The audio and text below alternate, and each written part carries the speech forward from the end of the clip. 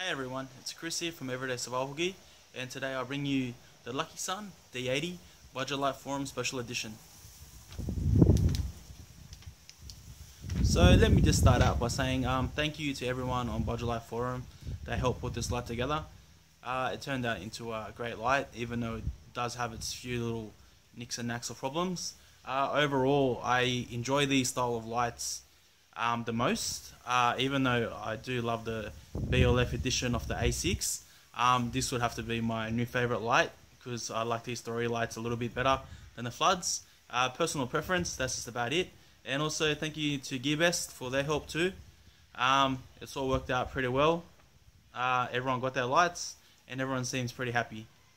Alright guys, let's get stuck into the review. Alright guys, in front of me I have the Luckysun D80 Budget Light Forum Special Edition. Basically, it's pretty much the same as the standard D80, just a couple of mods done to it. So let's run through those mods. The emitter is a XML2. It comes in tints, different tints I should say, 1A, 3C and 5A, depending on what color tint you like. It's got 5 modes: turbo, high, medium, low and lower.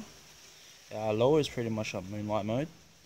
It uses one standard 18650, but you pretty much can't fit in any sort of protected cells because they're a little bit too long for the battery tube. I'll show you that in a minute. Now this is where we get to the modding part. It's got a copper MCPCB with direct thermal path. So pretty much it can handle more amps and more current, so it can heat up more, so you can pull out more power from the emitter. It's got a clicky switch on the tail cap, which is the same as it comes standard. Output is about 1100 lumens. You can pull out more. It was supposed to be modded to about 1300 lumens, but they didn't end up getting it there. IPX7 water rated. Aluminium smooth reflector. I'll take it apart and I'll show you guys in a second. Toughened glass lens and alloy body. That's pretty much all the specs. Now we'll take it apart.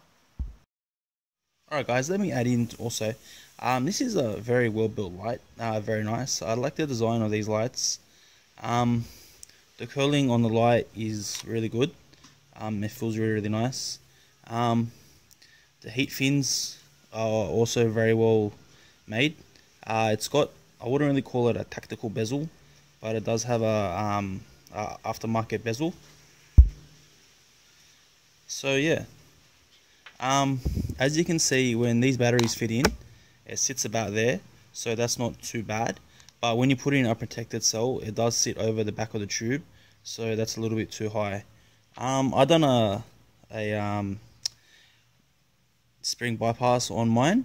It's very easy to get out the towel cap, which on the BLF A6 it wasn't quite as easy. I had trouble getting mine out. This one came out pretty easy. It feels like a good light that you can pull apart very easily if you want to mod it yourself. It comes apart in series. The head is one piece, so it's made like a Convoy C8. But I think it's a little bit more finished than the Convoy C8s. You can see the reflector there. It's got like, I guess it's a little bit more finished, as in the sense that it just looks a lot nicer. It's got the O-rings. It's got O-rings there everywhere. It's got O-rings there. Actually, the O-rings on this side. You can see the O-ring there. It's got O-ring at the back, the O-rings there. Alright guys, let's just run through some parts that we have here. Obviously the battery tube. This is the back end, that's the front end. So the head screws onto the battery tube itself, not the other way around. They did come a little bit shorter, so as I said before, protector cells do not fit. What else do we have? O-ring, glow in the dark O-ring, which is a nice touch. I've always wanted a torch with a glow in the dark O-ring. Actually, I think my Solar-Storm T4 is glow in the dark O-ring, but it doesn't work too well. This one works a little bit better, a little bit brighter. Steel bezel. Not really tactical, more just there so when you place the light down you can see that the light is still turned on with those little holes. Not really tactical, wouldn't go bashing someone on the head with it. Glass lens, which my one right now is extremely dirty, as you can see. Aluminium smooth reflector. I'm going to wash this out too because that's got all my fingerprints on it. Not the deepest or the widest. So this torch does throw. It is supposed to be a pocket thrower. So it does throw about, maybe you're looking 300 meters, somewhere right around there, up to 400 meters. 400 meters would be stretching it, but it does throw. You will be able to get over 250 easy. Anything above that is a bit iffy, but you should be hitting 300 with a couple of mods pretty easy. And the tail cap, which I done a spring bypass on. It's a lot easier to take this torch apart than the BLF A6. I found this one a lot easier. I use like super thick wire. I wouldn't suggest it. And that's the switch there. I think I used like 17 gauge switch wire because that's all that I had at home. So it is like really thick. Sits in like so. That's the retaining ring.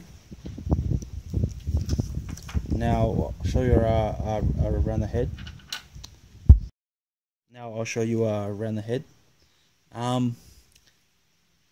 That's where the obviously that's the LED. That's where the reflector sits, the retaining ring for the reflector, and that is also the special board that the LED sits on. The Noctagon. I'm not sure how it's said. Noctagon. I don't know, something like that, somewhere around those lines. Which is a MC PCB with direct thermal path. So this should be able to handle a lot more heat than a normal flashlight because it's a direct thermal path, copper, as I believe. Yes, it is copper. I haven't actually taken that part apart yet. I might have to do it soon. So I have the BLF A6 in front of me. You can see the difference in the heads. Why this one is considered a pocket thrower and why this one is more of a flood. Is more powerful, the BLF A6. It does have a different emitter that you can push a little bit harder. But yeah, you should be able to push about 1600 lumens out of the BLF edition. This one, you probably get 1300 lumens max. So yeah, now pretty much that's about done. I'm just going to show you guys some nighttime shots and compare it to some other lights. Alright guys, I'm not at home when I'm filming this, so this is going to be filmed where I filmed the last video, the one with the BLF A6 off that jetty. I think that's going to look a little bit better for the distance views because my backyard doesn't have that much space. The main competitor to this flashlight that I own myself would be the JetBeam BC40, probably, because the beam is very tight also. Also the Nightcore EA41. So I'm pretty much going to compare the BLF D80 to the Nightcore EA41. Mine's the one with 960 lumens. Yeah, I'll show you now against the wall how close and tight the hotspots are on them. And I'll also show you the difference between this one and say the BLF A6. While I'm here guys, let me show you the light does have slight PWM. I don't know how good you will be able to see it. You can see the PWM there pretty clearly. You can see it there too. And there. And there. And back on turbo you can't really see it that bad. I'll just take out the Nightcore EA41. Sorry about that. Okay, so on the right is the Nightcore, and to the left is the BLF D80. You can even see the difference in the tints. Mine's the 1A tint, but you can see it still looks a little bit different to the Nightcore tint. They must be using like 7000K or something because it looks like a lot colder than this tint. This tint still looks very warm compared to the Nightcore. You can see they're very comparable in size, almost identical when you look at it. Pretty similar. I've just charged both batteries, so let's take it out on the jetty and see how far these things can go. Alright guys, I'm out on the jetty. The jetty is about 30 meters long. I'm trying to block the wind so it didn't get too much noise. So I'll start it. I'm trying to add the trees, which are about 35 meters away. We'll see how it goes. So that's on turbo mode. There's a total of 5 modes on this light. You can see turbo mode lights up the trees 35 meters away very easy. Does a really good job. You can see it lights up that house perfectly. If I shine it at that sign, it's too bright for the camera. So we'll go down a mode. That then should be high. This one's medium. That's low. And this is lowest. Moonlight mode. You can see it still reaches the sign, that the reflective sign, pretty easy. Alright, so we'll see how far out we can get this thing and we'll see how far it goes. Move the camera around, still on low. I can still see that on the trees now. Unfortunately on the camera you guys can't.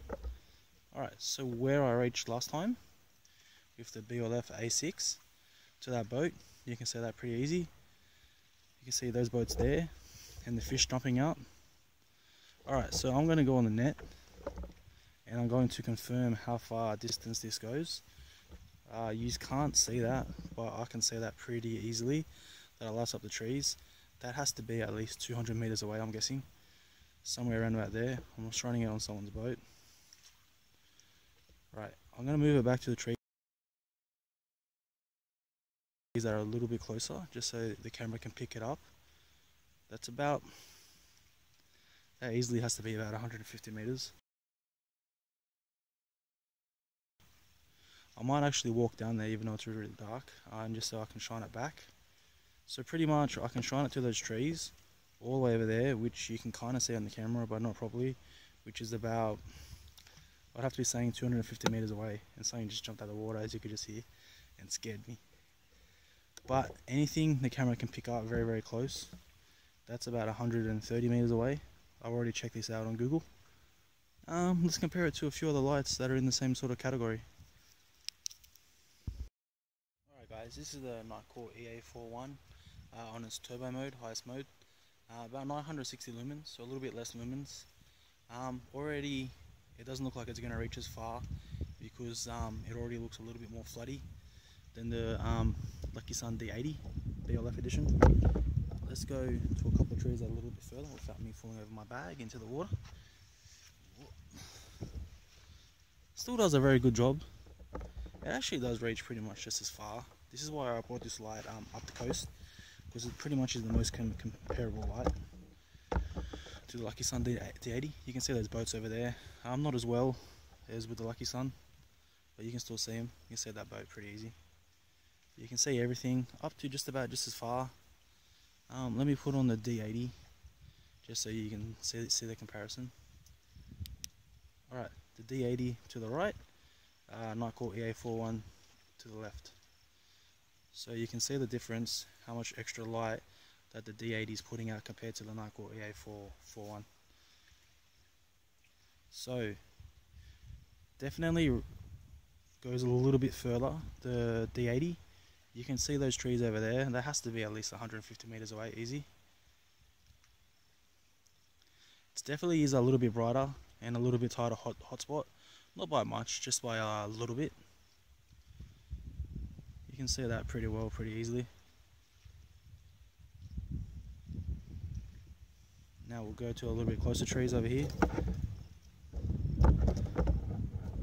30 meters away. Nightcore EA41 to the left, Luckysun D80 to the right. You can see the different colours in the tints too. I'm going to go for a walk, even though it's pitch black. I'll turn off both the lights and you'll see how dark it is. See if I can get some reflection off the jetty from how far away I can go. And lots of spiders too. Let's go have some fun. Alright guys, I'm just leaving the jetty now to go for a walk. I'll show you how well it lights up the whole jetty. That's the end of the jetty there, about 30 meters away. Too easy.